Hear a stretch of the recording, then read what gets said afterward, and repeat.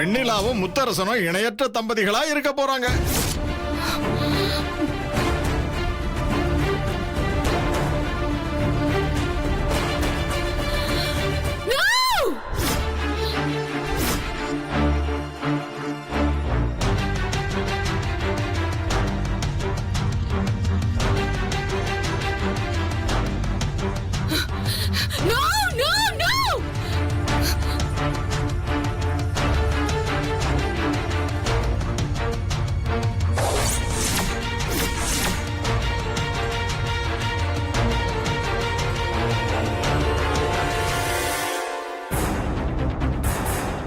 Shweta,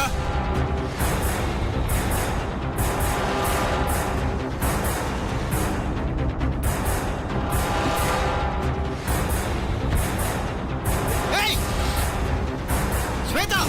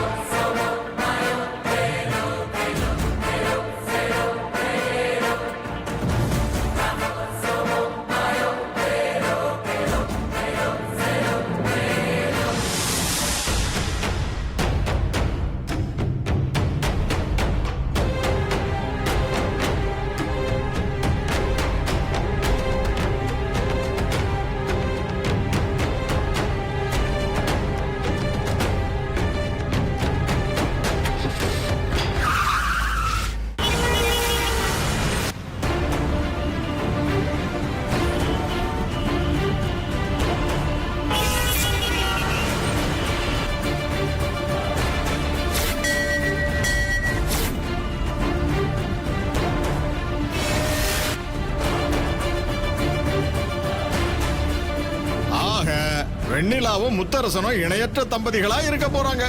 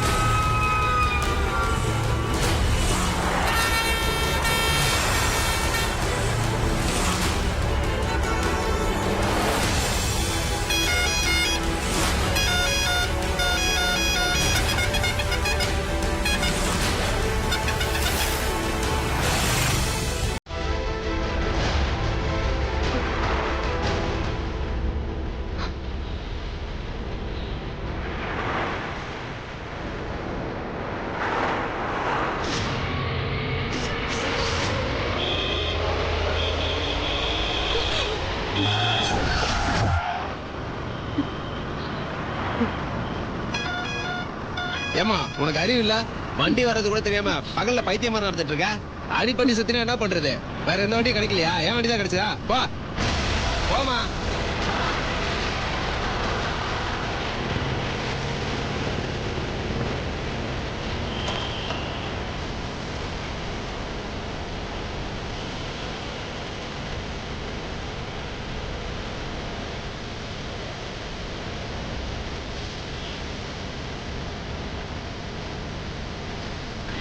Shweta,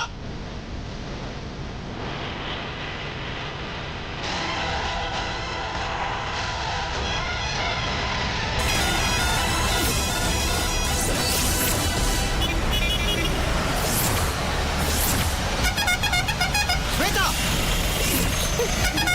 hey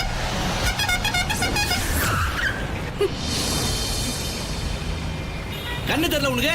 அறிவு கட்டவல. என் வண்டி தான் உள்ளூருக்கு கிடைச்சதா?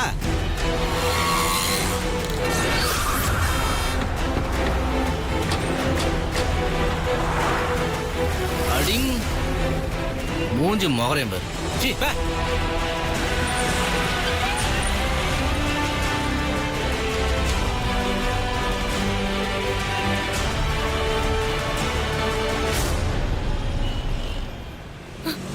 ஹேய் ஹேய் ஸ்வேதா, என்ன ஸ்வேதா பண்ணிட்டு இருக்கடி? வாங்க விடுங்க மாமா, என்ன விடுங்க. ஸ்வேதா வண்டி வந்துட்டு ஸ்வேதா. விடுங்க, நீ சொல்றல. ஸ்வேதா, நான் வாழ முடியாது. என்னால வாழ முடியாது மாமா. ஸ்வேதா வண்டி வந்துட்டு ஸ்வேதா. கார் சொல்றல. ஏய் விடுங்க மாமா. வர போறியா இல்லையா வாங்க.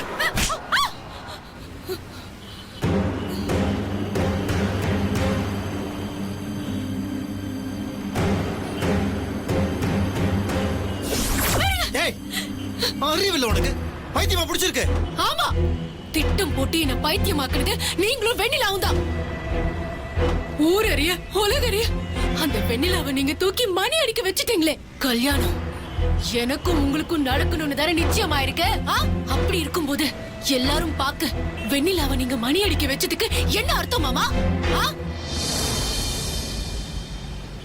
7 ஜென்மத்துக்கும் அவதான் எனக்கு மனைவின்னு எனக்கு மட்டும் இல்ல இந்த ஊருக்கே சொல்ல நினைச்சிருக்கீங்க. அதுதான் அர்த்தம். அப்படி இருக்கும்போது நான் எதுக்காக மாமா உயிரோட இருக்கணும்? நான் பைத்தியம் தான். ஆமா, நான் சாகணும். என்ன தடுக்க வேண்டாம் மாமா, என்ன விட்டுருங்க ப்ளீஸ். இந்த பரிசுத்த நான் உன்னை விரும்பினது உண்மைதான். அதே மாதிரி உன்னை நான் கல்யாணம் பண்ணிக்கிறேன்னு சித்திக்கிட்டையும் உன்கிட்டயும் நான் வாக்கு கொடுத்ததும் உண்மைதான். ஆனா அது இப்போ அப்படி இல்ல. நிறைய விஷயங்கள் மாறிடுச்சு. என் மனசு மாறிடுச்சு. நீ என் மனசுல இல்ல ஸ்வேதா, அதுதான் உண்மை.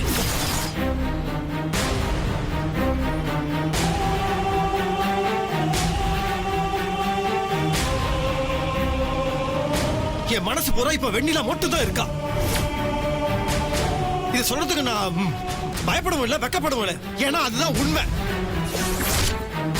இப்படி நான் வெண்ணிலாவை என் மனசுக்குள்ள வச்சுட்டு உன்னை எப்படி நான் இது விளையாட்டா இல்ல விளையாட்டான்னு கேட்கிறேன். ஒருத்தர் சேர்த்துக்கிட்டு இன்னொருத்தர் அப்படியே கழட்டி விடுறதுக்கு. என் மனசுல வெண்ணிலா இருக்கும்போது நான் எப்படி உன்னை கல்யாணம் பண்ணிட்டு சந்தோஷமா இருக்க முடியும்? அப்படி நான் கல்யாணம் பண்ணிக்கிட்டேன்னா உன் வாழ்க்கை நரகமாயிடும், என் வாழ்க்கை நரகமாயிடும். அப்புறம் என் கடைசியில எல்லாமே சூடிமா போயிடும். எனக்கு எப்படி சொல்லி புரிய வைக்கிறதுன்னு தெரியல எனக்கு. ஸ்வேதா, உனக்கும் எனக்கு ஒத்து வராது. அதெல்லாம் முடிஞ்சு போச்சு. அப்படி இருக்கும்போது நம்ம 2 பேரும் கல்யாணம் பண்ணிட்டா அது பிரச்சனையே தான் மாறும். அதனாலதான் நான் சொல்ற ஒரு நியாயம் இருக்கு. தயவு செய்து புரிஞ்சுக்கோ. நியாயம், தர்மம். அப்போ இவ்வளவு நாள் காத்துக்கிட்டு இருந்தேனா முட்டாளாயிட்டல, அப்படிதானே? அதையும் பாத்துடலாம். எப்படி அவ உங்களை கல்யாணம் பண்ணிக்கிறான்னு 2 பாத்துடலாம் மாமா. இந்த மாதிரி பேச்சுதான். நீ இதே மாதிரி எல்லாத்தையும் சவால் விடுறது, போட்டி போடுறது, இதெல்லாம் வேண்டாம். இது வாழ்க்கை.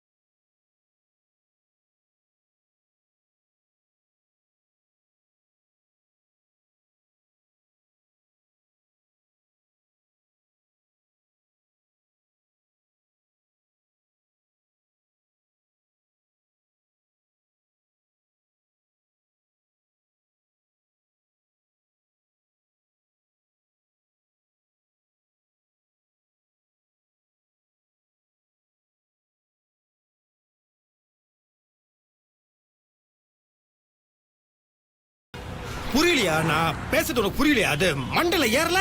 தயவு செய்து புரிஞ்சுக்கோ. எதுக்கு புரியணும்?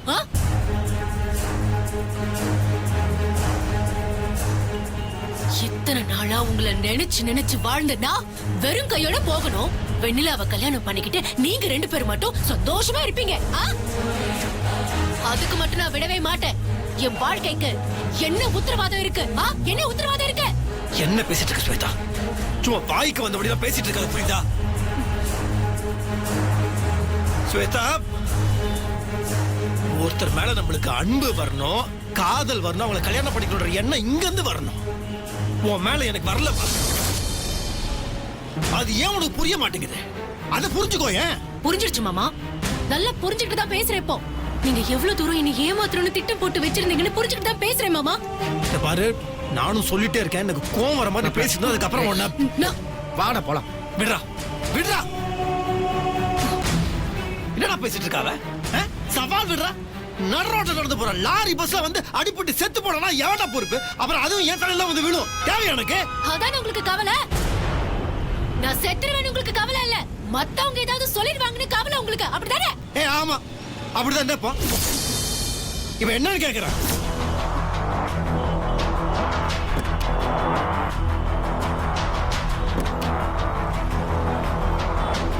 மாப்ள சொன்னா கேளுடா. வாடா டேய் வாடா. ஏய் இருடா, என்னடா விட்டா பேசிட்டே போறா. டேய் சொன்னா கேளுடா. அவள ஒரு மனுஷனே அவளுக்கு பேசிட்டு இருக்கா. வாடா. அவதான் வேணும்னு பண்ண தெரியல. போங்க மாமா போங்க, மறுபடியும் நான் வீட்டுக்கு வந்துருவேன் மட்டும் நினைச்சிடாதீங்க. ஏய் நான் வர மாட்டேன். ஏய் இப்படி படிச்சிட்டு இருக்க நீ வரவே வரதா போய் தொலை அப்படியே.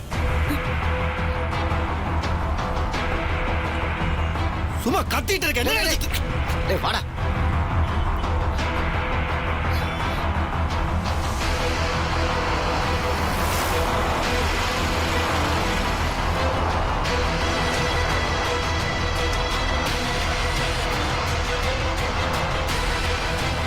ஸ்வேதா,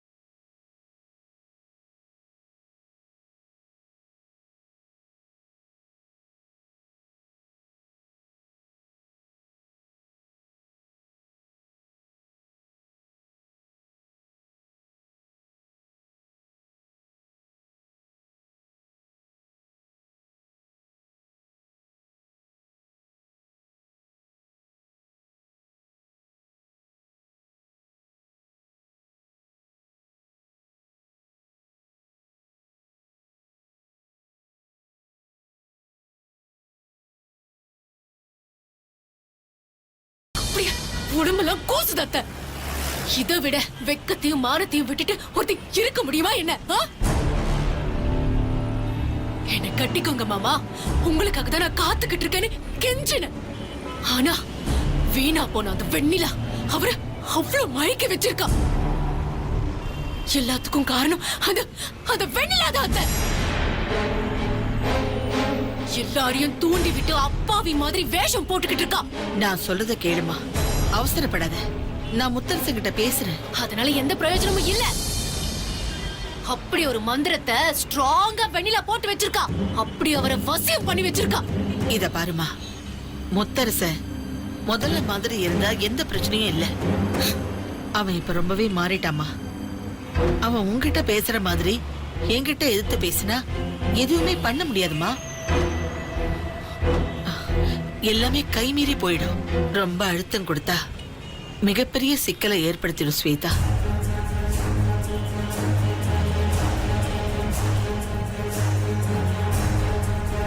நான் ஒரு முடிவு பண்ணி வச்சிருக்கேன். நான் யார்கிட்ட இதை பத்தி பேசணும், என்ன பண்ணணும்னு தீர்மானிச்சிட்டேன். நான் பேச வேண்டியது முத்தரசன் கிட்ட இல்ல, வெண்ணிலா கிட்டதான்.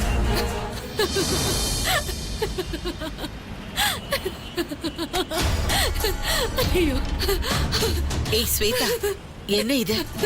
பைத்தியம் பிடிச்சிருச்சா? ஏன் இப்படி சிரிக்கிற? பைத்தியம் பிடிக்கல அத்தை, ரொம்ப நான் தெளிவா இருக்கேன். அதனாலதான் இப்படி சிரிக்கிறேன். நடந்ததெல்லாம் பார்த்ததுக்கு அப்புறமும் இன்னும் உங்களுக்கு வெண்ணிலாவை பத்தி தெரியலையேன்னு சிரிக்கிறேன். எப்போ அவ கோயில அவ்வளவு பேருக்கு முன்னால மாமா தோல்ல உட்காந்து கம்பீரமா மணி அடிச்சாலும் உங்களுக்கு அப்பவே தெரியலையா அவ யாருன்னு?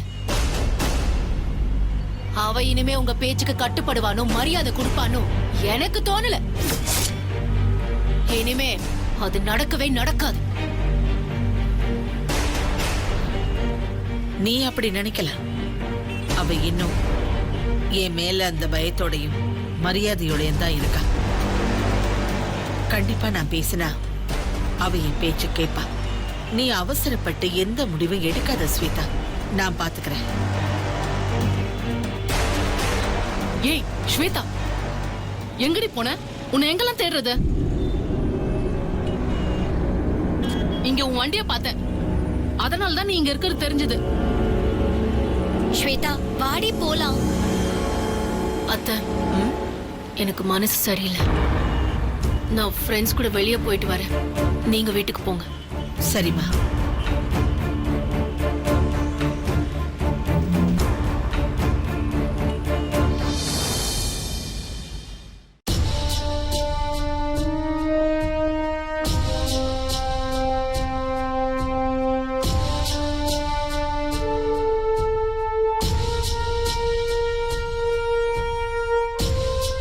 அண்ணி, என்ன அண்ணி இப்படி மூஞ்சி தூக்கி வச்சுட்டு உட்கார்ந்திருந்தா என்ன அர்த்தம்?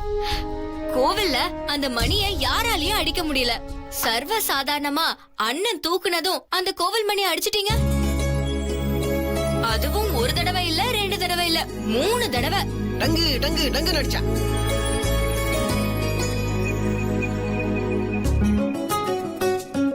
இப்படி பார்த்தா என்ன அர்த்தம்? ஆ, புரியுது புரியுது. அந்த அளவுக்கு அண்ணன் மேல ஆசை. அண்ணி, ஐயோ வலிக்குது ஜனனி. ஆஹா, விடவே மாட்டேன். நாங்களாம் தான் பைத்தியம், வெளியில சொல்லிடுவோம். நீங்க மனசுக்குள்ள அழுத்தி வச்சு வச்சு வச்சு எவ்வளோ பெரிய விஷயத்த சாதிச்சிருக்கீங்க.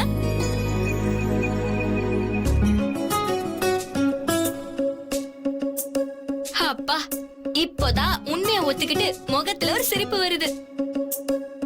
அண்ணி, உண்மையிலேயே ஒரு விஷயத்த பண்றதா இருந்தா தவம் மாதிரி சாதிக்கிறதுக்கு உங்களை பார்த்து தான் கத்துக்கணும். பெரிய விஷயம் அண்ணி. அண்ணி, இன்னைக்கு நடந்த மாதிரி உங்க கல்யாணத்துல எந்த எதிர்ப்பு வந்தாலும் அதையும் மீறி நல்லபடியா நடந்துரும். எந்த கவலையும் படாதீங்க. நீங்க எல்லாரும் சந்தோஷப்படுறீங்க. ஆனா ஸ்வேதாக்கா பைத்தியம் புடிச்ச மாதிரி ரோட்ல ஓடுனதை நினைச்சா எனக்கு ரொம்ப கஷ்டமா இருக்கு. எல்லாத்துக்கும் காரணம் நான் தானே. அவங்களுக்கு மட்டும் ஏதாவது ஒண்ணு ஆயிருந்துச்சுன்னா என்ன இருக்கும்? அண்ணி, சந்தோஷமா இருக்க வேண்டிய நேரத்துல சங்கடத்துல எதுக்கு நினைக்கிறீங்க? ஏதாவது வண்டியில போய் விழுந்திருந்தாலும் அந்த வண்டிக்கு தான் ஏதாவது ஆயிருக்குமே தவிர அவங்களுக்கு எதுவுமே ஆயிருக்காது. அவ திட்டம் போட்டு ரோட்ல ஓடி இருக்கா அண்ணி. ஏதாவது வண்டி தானே இடிக்கணும், உங்களுக்கு கெட்ட பேர் உண்டாக்கணும்னு நினைச்சிருக்கா. அத போய் நெஜோன்னு நம்பிட்டு நீங்களும் கவலைப்பட்டு இருக்கீங்க. கரெக்டா சொன்ன ஜனனி. ஆமா அண்ணி, அவளும் வாழ மாட்டா, மத்தவங்களையும் வாழ விட மாட்டா. அதுதான் ஸ்வேதா. ஐயோ, இவன் என்ன இந்த போடு போடுறா? என் ஆளை பார்க்க எனக்கே பயமா இருக்கு. வெண்ணிலா, அம்மா உன்னை கூப்பிடுறாங்க. அண்ணி அண்ணி அண்ணி, இப்போ எதுக்காக அம்மா உங்களை கூப்பிடுறாங்கன்னு புரியுதா? கண்டிப்பா கோவில்ல நடந்த விஷயத்தை பத்தி பேசுறதுக்காக தான் கூப்பிடுறாங்க. ஒரு விஷயத்தை மட்டும் மனசுல வச்சுக்கோங்க அண்ணி. அண்ணனுக்கு நீங்க தான் 7 ஜென்மத்துக்கும் பொண்டாட்டின்னு அந்த கடவுளை முடிச்சு போட்டு உத்தரவு கொடுத்துட்டாரு. இதுக்கப்புறம் யாரு எக்காரணத்து கொண்டு அதை தடுத்தாலும் அது நடக்காது, அது முடியாது. உங்களை வெளியில போயிடு, அது இதுன்னு வேற என்ன சொன்னாலும் சரி, அதுக்கு நீங்க சம்மதிக்கவே சம்மதிக்காதீங்க அண்ணி. எக்காரணத்து கொண்டு அண்ணனை மட்டும் விட்டே கொடுக்காதீங்க.